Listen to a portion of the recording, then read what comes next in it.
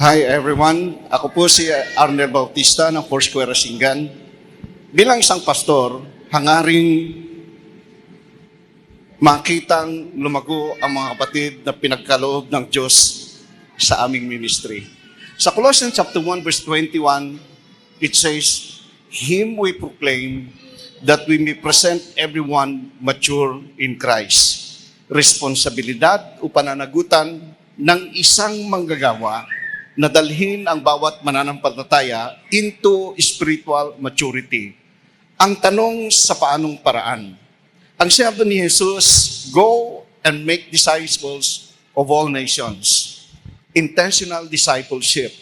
It is the only way the Great Commission is fulfilled. It is the only way the kingdom of God grows and advances. Discipleship, paano gawin? Nagumpisa ito nang ako ay anyayahan sa isang vision casting na ginanap sa Cornerstone Church, Villasis, Pangasinan. Sa vision casting na yon, marami akong tanong. Nahiya nga ako sa mga nandoon, baka isipin nilang ako'y nang i-intimidate o kaya nang i-intriga.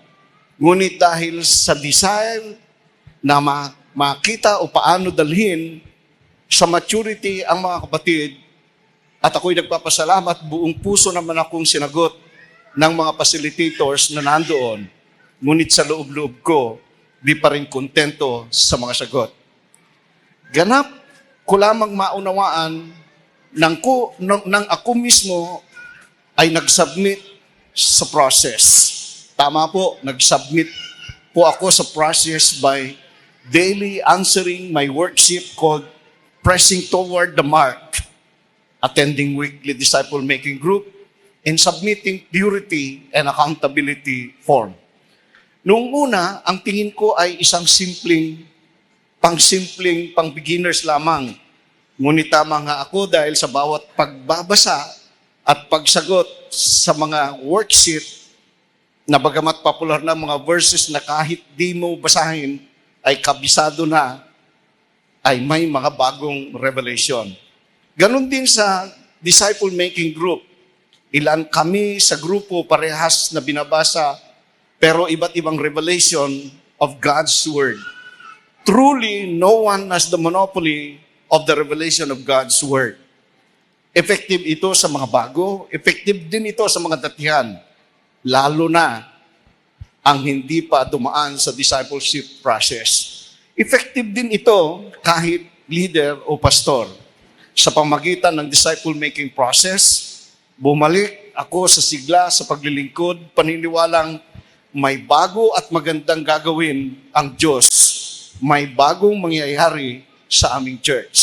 Sa ngayon, ang aming church ay excited sa bagay na ito at may nakahandang mahigit 30 small groups at 62 churches sa buong Pangasinan ready to transition into becoming a disciple maker.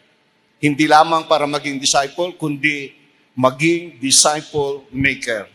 Ito ang tugon sa aking hangaring makitang lumago ang mga kapatid sa Panginoon.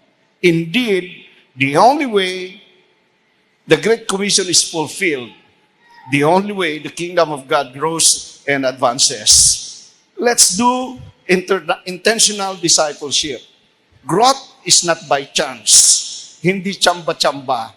Hindi rin pwedeng bahala na ang Diyos na para bang sinabi mong bahala na si Batman.